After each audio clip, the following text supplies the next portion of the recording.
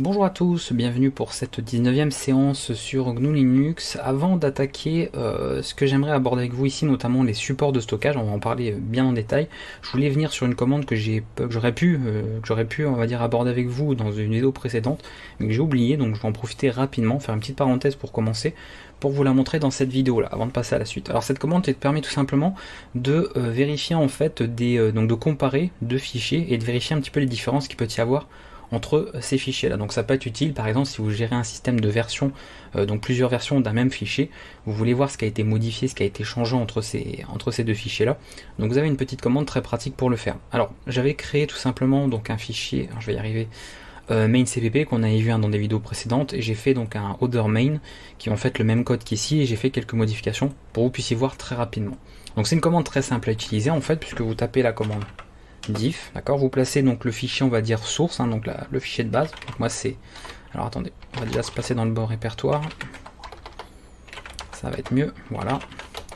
Donc diff main cpp, d'accord, et le fichier cible, donc moi c'est other main, etc. Voilà, et ici il va vous indiquer donc toutes les différences en fait qu'il y a entre les deux fichiers. Donc là dans mon fichier cible j'avais rajouté ça, qu'il n'y a pas dans le fichier main. Dans le fichier main, donc par exemple j'ai cette chose là, alors que dans le fichier other main, j'ai du coup ajouté ça à la place, et du coup ça au niveau de l'affichage. Donc un simple hello world en fait, mais avec des codes un petit peu différents. Donc pour montrer un petit peu à titre de comparaison, voilà le fichier principal, et voilà l'autre. Voilà, histoire vous voyez un petit peu la différence entre les deux. Ok, donc c'était vraiment la petite parenthèse, parce que je voulais absolument l'aborder dans la formation, donc c'est une commande qui est quand même très, très utile et très intéressante. Donc je voulais en parler, comme j'avais oublié précédemment. Au moins c'est fait, vous pourrez regarder dans le man en faisant un man diff pour trouver pas mal d'autres options. Il y a pas mal d'options notamment, donc je peux en montrer rapidement les données. Vous avez par exemple diff en faisant un -a si vous voulez par exemple traiter tous les fichiers donc en comparaison comme des fichiers texte, par exemple y compris des fichiers binaires, d'accord, les traiter en mode texte. Donc c'est ce qui est fait par défaut pour des fichiers texte, mais si vous avez des fichiers binaires ils seront traités différemment. Et vous pouvez après ignorer les espaces blancs avec B pour blank space, vous pouvez ignorer la casse, majuscule, minuscule, etc. avec -i. Bref, vous avez pas mal d'options comme ça pour véritablement comparer vos fichiers avec les paramètres que vous voulez. Voilà pour cette parenthèse au niveau donc de la comparaison de quelques fichiers directement en ligne de commande. Passons donc au sujet de cette vidéo, avec tout ce qui concerne les supports stockage. Donc j'ai essayé de trouver un nom qui soit assez général par rapport à ce que je veux aborder avec vous ici, et notamment, plus exactement, les périphériques de stockage. Alors première chose à savoir, qui me semble en tout cas le plus logique, c'est de pouvoir lister ces périphériques, d'accord. Donc les périphériques, c'est tout ce que vous pouvez brancher sur votre système, que ce soit donc les disques durs que vous avez en interne sur votre ordinateur, et ça peut être aussi des composants plus externes comme des clés USB, des disques durs externes ou ce genre de choses. Donc ces périphériques de stockage, alors ça peut être d'autres périphériques aussi, mais non, ça s'intéresse en tout cas aux périphériques de stockage, on va pouvoir les lister avec la commande fdisk, qui est à utiliser en mode super utilisateur. Donc on va utiliser sudo. Super utilisateur, c'est simplement le fait d'avoir besoin de droit root en fait, donc de droit super utilisateur pour utiliser une commande. Ça vous demandera votre mot de passe de session pour pouvoir l'utiliser par la suite. Donc je le rappelle si jamais je ne l'avais pas forcément dit dans le détail. Et on va utiliser l'option L, donc -L, pour lister vraiment la totalité donc des informations en tout cas que nous voulons. Parce que fdisk permet de faire pas mal d'autres choses, mais par rapport à la vidéo, on va se contenter de ça. On fait ceci, ça demande le mot de passe de session, je rappelle, vous tapez votre mot de passe, il n'est évidemment pas affiché sur le terminal, c'est parfaitement normal, vous faites entrer et c'est bon. Donc là je retrouve donc mon périphérique, donc pas mal d'informations qui ici ne nous intéressent pas en l'occurrence, et moi ce qui m'intéresse c'est cette partie là, cette ligne ici. On identifie donc un chemin donc, qui est en fait par rapport à l'arborescence que j'ai de mon système. Si je vais ici par exemple dans ordinateur, on va retrouver le fameux dev, et ensuite on va voir du coup, alors nous on va éviter évidemment d'utiliser ce qui concerne ici l'interface graphique puisqu'on est en ligne de commande, mais on va retrouver du coup SDA1. Donc SDA1 en fait c'est tout simplement mon disque, d'accord, sur lequel mon système est installé. Donc comme je n'ai pas fait plusieurs partitions, notamment une partition pour séparer par exemple le répertoire home, j'ai tout mis en fait le système Linux et le répertoire personnel sur une seule partition. Donc elle est nommée SDA, d'accord, ça c'est normal, et elle commence par le chiffre 1. Si on avait une autre, il y aurait SDA2, SDA3, etc. etc. On retrouve pas mal d'informations comme vous pouvez le voir, notamment la taille, on peut avoir le type de données. Donc Linux, donc ça c'est parce que c'est un format EXT, donc c'est bon à savoir, et pas mal d'autres informations aussi. Si maintenant je branche une clé USB, parce que ça va être un petit peu aussi l'intérêt de cette vidéo, vous allez voir par rapport à quelques commandes qu'on va aborder par la suite, donc je branche une clé USB. Voilà. Alors pour VirtualBox, pour qu'elle soit bien prise en compte, dans VirtualBox, vous allez dans votre menu, donc en haut, en bas, peu importe, vous allez dans périphérique, d'accord. Vous allez dans USB, et là vous cherchez votre clé USB dans la liste.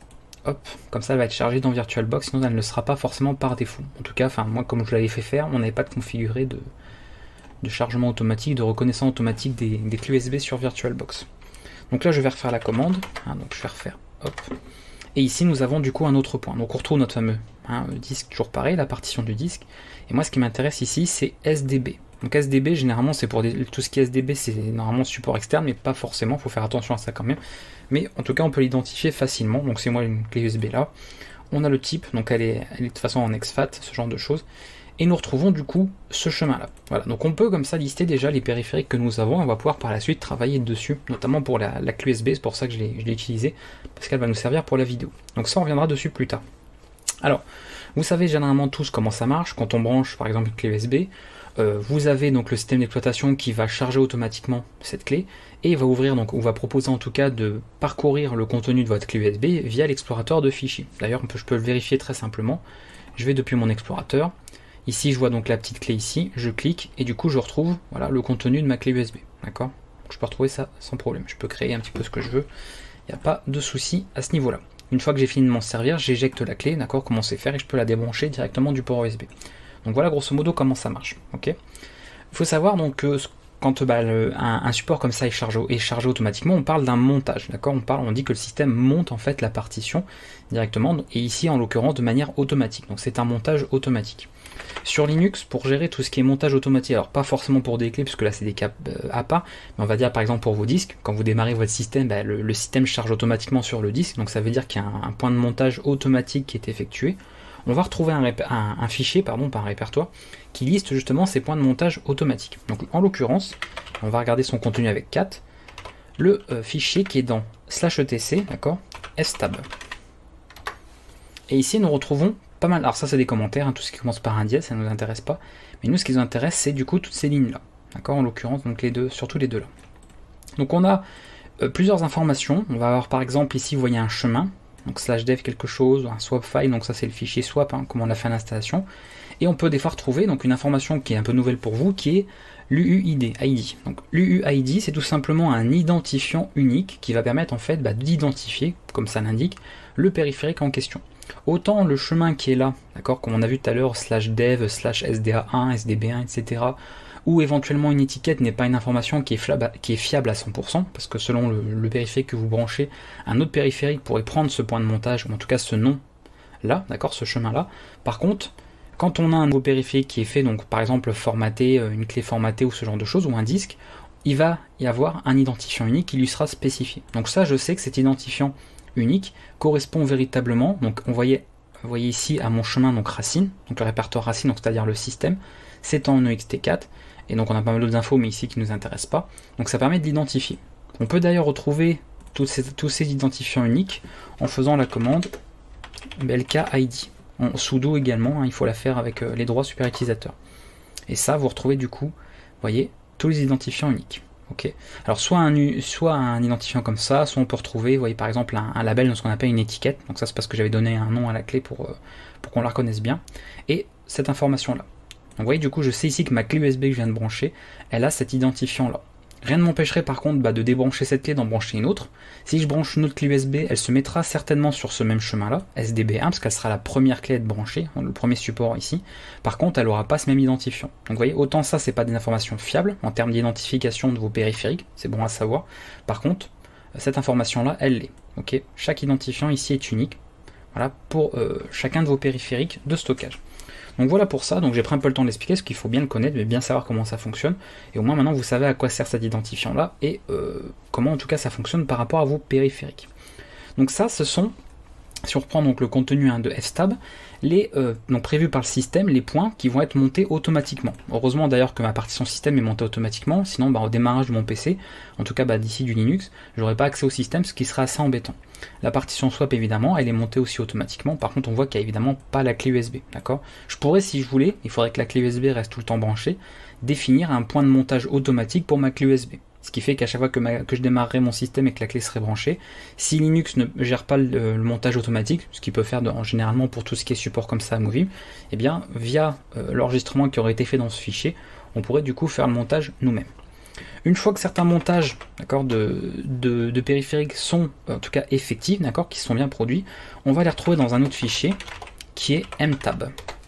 Donc ça permet aussi de vérifier. Par exemple, si un jour vous spécifiez dans fstab un certain montage, que vous modifiez le fichier pour ajouter un point de montage, et que vous voulez être sûr que ça a bien été pris en compte, vous pourrez vérifier dans ce fichier qui, vous voyez, contient beaucoup de lignes, que le montage a bien été fait. Donc logiquement, je dois pouvoir retrouver mon système quelque part. Voilà, on le voit ici, devsd1, vous voyez, il est là. D'accord, partition système, donc comme ça permet de vérifier qu'il est bien effectif. De toute façon, s'il l'était pas, vous ne serez pas sur Linux, ça tout de suite, donc évidemment, on n'aurait pas toutes ces informations-là. On voit d'ailleurs quand même la clé, vous voyez, devsdb1, donc elle n'était pas dans le fstab, parce qu'elle n'a pas été enregistrée dans ce fichier-là. Par contre, on voit que dans les choses qui sont montées, les périphériques montés actuellement, on retrouve bien ici la clé USB, avec tout un chemin. Voilà pour cette partie-là, donc par rapport à ça. Alors je vous ai tout dit au niveau de la gestion, donc du listing en tout cas de nos périphériques, de comment en fait on gère ces différents points de montage. On peut bien évidemment monter nous-mêmes ou démonter, donc l'inverse, tout simplement, un périphérique de stockage. Pour monter le périphérique, une fois qu'on a son nom, par exemple on a disque-L, le nom qu'on voulait, donc en l'occurrence ça, je peux sans problème, toujours en sudo, faire un mount /dev, donc le nom du périphérique ici, et de choisir un point de montage. Le point de montage, c'est tout simplement un répertoire sur lequel je veux monter la partition. Donc par exemple, ce que je peux faire, on va le faire avant. Alors généralement, on va retrouver ça dans, on va faire sudo mkdir, dans Media, Linux, en tout cas pour ici, tout ce qui est basé sur Ubuntu va monter principalement donc vos périphériques dans /media. Donc ici, moi par contre, j'ai un sous-répertoire qui est lié à l'utilisateur. Et ensuite, je peux mettre par exemple clé USB. D'accord. Donc il faut un répertoire qui existe déjà. Et après, du coup, je peux faire ça. SDB1, d'accord, et je dis tu le montes dans le répertoire que je viens de créer, clé USB, d'accord. Alors là évidemment il a dit que ça ne marche pas parce qu'il a déjà été monté, donc je vais le démonter avant, parce qu'il a été forcément monté, parce que je l'ai ouvert, j'ai accédé à la clé tout à l'heure. Opération non permis, oui, il faut évidemment passer en sudo. Voilà, donc c'est important, tout se fait en super utilisateur pour ces commandes là, parce qu'on manipule des périphériques. Donc on refait du coup tout ceci, voilà. Pourquoi il me dit qu'il n'a pas été... Ah oui, il m'en a ouvert, d'accord. Ok, c'est pas grave. Parce que comme j'avais fait pas mal de modifications, et j'ai préparé, si vous voulez, ma clé pour qu'on ait une clé à utiliser pour la vidéo. On refait. Ah oui, mince, je l'ai enlevé. Attendez, il faut que je débranche ma clé, que je la rebranche. Parce que là, je l'ai éjecté en plus. Alors, je repasse par VirtualBox, donc là j'ai rebranché la clé périphérique, parce qu'on a virtualisé, donc ça rajoute forcément des opérations. Après si c'est sur un système brut, bien évidemment vous n'aurez pas toutes ces opérations là à faire. Voilà. Donc on va reprendre dès le début. Pourquoi j'ai plus accès à mon... Attendez, j'ai plus accès à mon terminal. Qu'est-ce qu'il me fait? On va redémarrer. Ok, on va faire... Donc on va refaire tout dans le détail. Voilà, on liste les périphériques, on vérifie donc celui que je recherche, donc c'est bien celui-là. Et après il n'y a plus qu'à le monter. Mount /devsdb1 et le chemin que je veux /media mon répertoire et celui que je viens de créer tout à l'heure. Voilà. Une fois que c'est ça, on peut le retrouver. Donc si je fais par exemple un ls/media.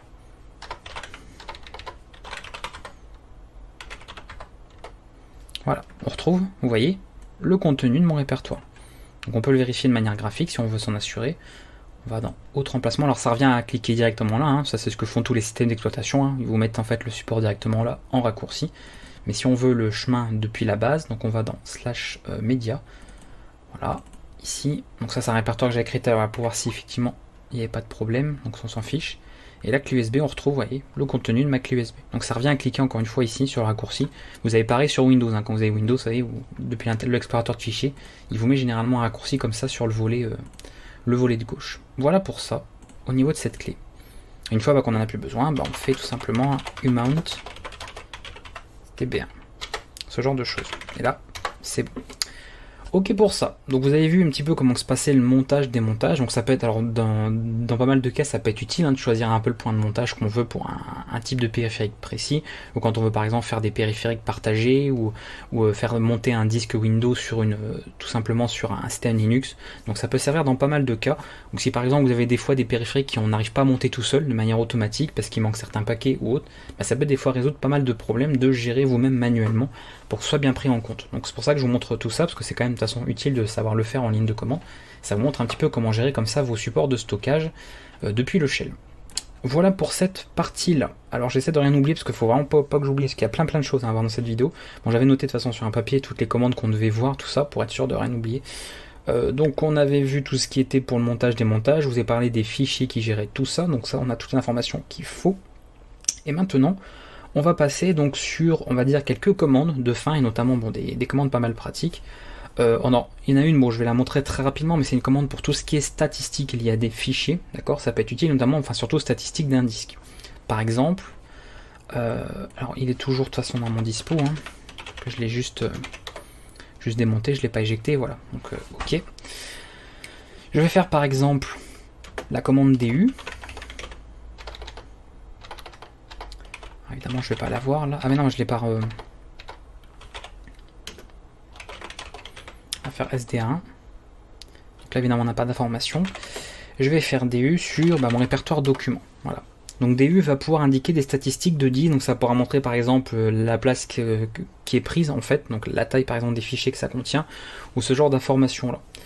Les seuls trucs que je peux vous donner, c'est tout simplement la commande "-a" qui sert pas mal aussi, qui permet de lister en fait, donc pas seulement faire la statistique sur des répertoires, mais également sur des fichiers. D'accord. Si on veut des statistiques plus complètes, on utilisera le "-a" pour all. Donc c'est plutôt bon à savoir. Donc je vous la montrerai rapidement parce que c'est pareil, ça, bon, il faut en avoir vraiment une utilité. Alors, ça pourra servir par exemple plus tard si vous faites un script, comme on le verra sur la fin de la formation, quand on va faire de la programmation via Bash. Donc c'est le genre de commande qu'on peut utiliser dans un script ou autre, toute seule comme ça. Bon, on ferait pas grand chose avec. Mais sachez voilà, qu'il y a cette commande là. Et si vous voulez, encore une fois, plein d'informations, vous faites ceci. Et vous avez comme ça, voilà, pas mal d'options différentes. Vous voyez, donc pour estimer comme ça l'espace pris en fait sur donc un support de stockage, parce que c'est un peu le principe de la vidéo, pour des fichiers ou des répertoires, ce genre de choses. Donc c'est bon à savoir. Vous avez plein d'options aussi, mais je vais pas m'amuser à vous faire un listing complet de toutes les options, ça ne servirait de toute façon à rien.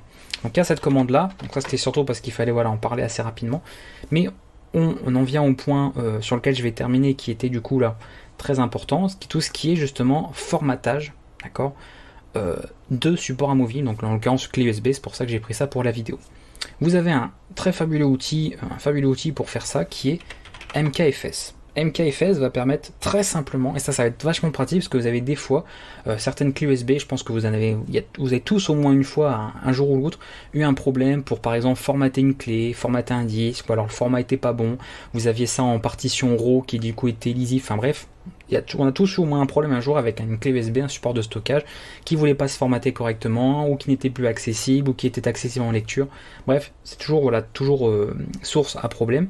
Et là, vous avez un outil en ligne de commande qui peut du coup résoudre souvent pas mal de soucis que ne pourrait pas une interface graphique, parce que évidemment, elle se contente d'options assez simples et assez standards, on va dire, par rapport à ça. Alors MKFS est très simple à utiliser, puisque vous mettez en fait la commande MKFS, le type en fait des infos que vous voulez gérer. Si vous voulez travailler donc sur un support en FAT, vous mettrez par exemple VFAT. Si vous voulez travailler sur de exFAT, donc c'est un format, je rappelle Windows, mais pour des supports de stockage beaucoup plus gros, donc moi par exemple cette clé c'est ce qu'elle a, et bien c'est exFAT. Si on veut travailler sur de l'EXT, donc format utilisé beaucoup sur Linux, et on aura ça, XT3, XT4, etc. Si on veut travailler sur du NTFS, pareil, d'accord. Alors, petite mention pour le exFAT, donc je vais l'indiquer, si vous utilisez du exFAT, donc vous avez des clés dans ce format-là, il faudra installer 2 paquets, donc sans forcément comprendre pour le moment la commande que je vous montre, parce qu'on n'a pas encore vu comment comment gérer tout ce qui est paquet, notamment gestionnaire de paquets en ligne de commande. Vous avez juste à taper ceci, et vous installez les paquets exFAT Fuse et exFAT Utils. Vous mettez ces deux-là, d'accord, normalement ils y sont déjà parce que je les avais installés, voilà, et vous avez ces fichiers-là, donc vous pourrez travailler directement avec des périphériques en exFAT. C'est un format Windows, donc ce n'est pas forcément présent par défaut sur vos distributions Linux. Voilà pour ça. Alors, je te rends ma clé USB que j'avais tout à l'heure, on va faire ça. D'accord, ici. J'invente des commandes. Voilà, qui est ici. Si je veux par exemple la formater, d'accord, Donc là, bon, par défaut, elle est en... Alors, ça, il vous met, vous voyez, type, que ce soit NTFS ou exFAT ou FAT, même, etc. Il vous mettra ce type-là, généralement. On peut la formater. Donc c'est une clé bon, qui est assez... Hein, une clé qui a un espace de stockage quand même assez grand, donc ça peut être un peu long au niveau formatage, mais bon, peu importe. On peut gérer ça directement en ligne de commande avec l'outil MKFS. Si je veux par exemple la formater en NTFS, bah, je peux faire MKFS. Alors, on va mettre en exFAT, parce qu'elle est... faut qu'elle travaille surtout en exFAT, celle-là, parce qu'elle peut gérer des gros fichiers. On va mettre ça, d'accord. Je mets le chemin de la clé en l'occurrence, donc CSDP1. Et voilà, d'accord. On peut éventuellement spécifier un nom, d'accord, à la clé, donc au support, en mettant -n et ensuite vous mettez le nom. Donc moi par exemple je vais mettre Coco, ici, je fais ça, et là je fais la commande. Alors là évidemment la permission est interdite puisqu'il faut avoir les droits, donc voilà, super utilisateur, et je fais ça. Et là, si je vais dans mon explorateur, ce que sera mieux pour visualiser pour vous, vous voyez que le nom a été changé. Donc tout à l'heure c'était Kiki, là c'est Coco. Voilà. Donc il n'y a plus le contenu qu'il y avait tout à l'heure, hein, le fameux nouveau fichier tête que j'avais créé, ou le volume information, donc ça c'était lié à Windows. Parce que comme j'ai accédé à la clé depuis Windows, il y a des fichiers cachés sur Windows qui évidemment ne le sont plus quand on est sur Linux et inversement. Donc ça c'était pas gênant. Donc on voit que la clé a bien été formatée. Si on veut formater en FAT, ça c'est utile pour des petites clés USB, bah vous faites tout simplement pareil, mkfs.vfat, et vous précisez le format FAT. Donc vous mettez un tiret grand F, et vous mettez du coup le format, donc c'est 12, vous avez 16 ou le FAT32 qui est évidemment le plus utilisé. Et ensuite pareil, bah vous mettez le contenu du répertoire, SDB1, etc. Vous pouvez lui redonner pareil un nom, hein, d'accord, il n'y a pas de souci à ce niveau-là. Voilà, pas de problème à ce niveau-là. Alors moi évidemment, bon je vais pas le mettre. Ah oui, il est monté le oui, évidemment. De toute façon, moi je vais pas le reformater, hein, je vais pas reformater à chaque fois. Voilà. Pour le exFAT, donc bah, oui, on l'a montré déjà pour le exFAT. Donc pour le NTFS, bon, c'est un peu pareil. De toute façon, oui, je crois qu'il n'y a pas besoin de vous montrer plus. Hein. Je pense que vous avez bien compris le principe. Hein. NTFS, le type. Donc ça, c'est ce qu'on appelle un système de fichiers. Hein, si ça vous dit pas grand chose, NTFS, XT, exFAT, etc. C'est comment en fait sont gérées les données sur un support de stockage. Comment c'est géré au niveau, par exemple, journalisation, au niveau éventuellement intégrité des données, ou en cas de suppression, les possibilités de récupération, ou on va dire la cohérence des données, tout ce qui est gestion des erreurs éventuelles pour des fichiers corrompus ou des fichiers par exemple qui auraient pu être perdus lors par exemple d'une coupure d'électricité, que vous aviez un support qui était branché ou ce genre de choses. Donc après je suis pas là pour faire un cours complet sur les systèmes de fichiers dans le détail, parce qu'on aurait beaucoup à en dire aussi. Mais bon, c'est des choses que vous manipulez sans forcément connaître, savoir le fonctionnement en détail tous les jours, parce que vous manipulez des clés en FAT, des clés en exFAT, des disques durs en NTFS, etc. Donc je voulais vous montrer un petit peu comment vous pouviez comme ça formater vos supports de stockage. Alors évidemment, comme n'importe quelle commande comme ça, surtout en super utilisateur, parce qu'elle s'utilise en super utilisateur, faites attention de ne pas vous tromper du support, d'accord.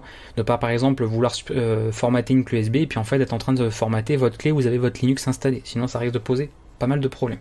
Donc d'où le fait de toujours bien regarder, encore une fois, via un petit F-Disk, s'assurer de travailler sur le bon périphérique. Ça c'est très important, je pense que je le dirai jamais assez, mais faites attention, tout ce qui est commande de suppression, formatage ou autre, de toujours être sûr de vérifier que vous l'utilisez sur les bons périphériques, les bons espaces de stockage, pour pas supprimer n'importe quoi.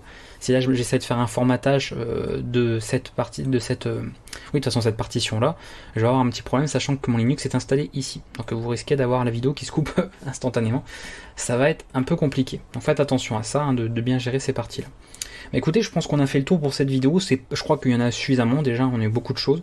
Donc ce qu'il faut retenir pour cette vidéo au niveau des commandes, vous avez vu donc mount, vous avez vu amount, je vous ai montré également très rapidement je vous ai montré diff, mais bon c'était pas forcément lié à cette vidéo, c'était plus pour avant, pour tout ce qui est comparaison de fichiers. Et on a vu MKFS, ça c'était vraiment important, je voulais absolument vous le montrer.